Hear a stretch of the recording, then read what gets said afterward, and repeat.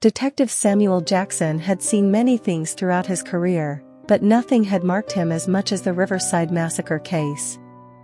5 years ago, a group of friends were brutally murdered in an isolated cabin in the woods, and Janet, the only survivor, was accused of being responsible. Without conclusive evidence, the case was closed, but Janet ended up in an asylum, trapped in a cycle of trauma and madness.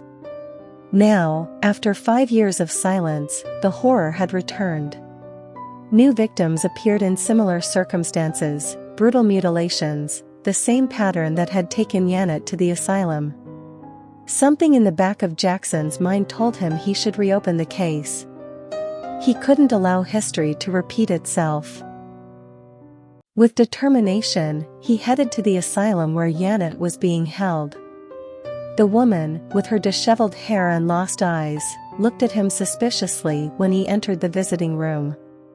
"Why are you here?" he asked with a trembling voice. "Janet, I need your help. The story is not over. There are more deaths and I think they are connected to you," Jackson responded, trying to reassure her. Janet sighed and began to recount the horrors of that fateful night. "We were just friends, celebrating. But he came. He called himself the Whisperer. His voice was like an echo in my mind. He found us one by one, mutilating us. I thought I was going to die too, but he left me. He thought I was dead." Jackson listened attentively to every word, every detail that Janet shared. There was something in her story that resonated deeply with him. "Can you remember anything else about him?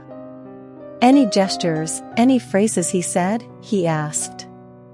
His laugh was chilling. And his hands always gestured in a strange way.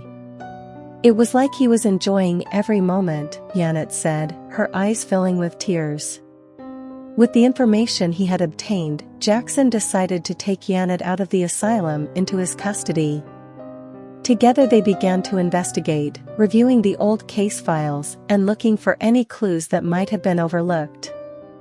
With each new discovery, the profile of the murderer became clearer.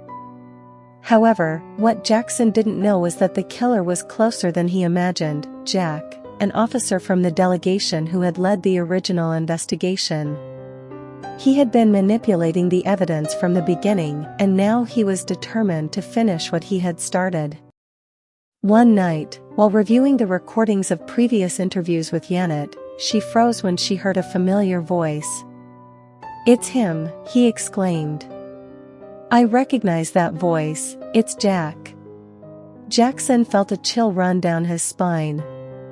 Everything fit: Jack's personal revenge for the death of his daughter in a traffic accident, which had been covered up by his friends and which he believed was unfair. He had decided to take justice into his own hands. With new urgency, Jackson and Janet headed to Jack's office to confront him. When they arrived, they found the place messy and empty. But Jack soon appeared, a crooked smile on his face. "What are you doing here? Did you think you could escape this?" Jack said in a cold, calculating voice.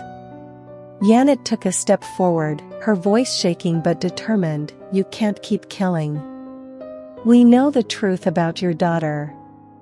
Jack laughed, a deranged laugh that echoed through the room.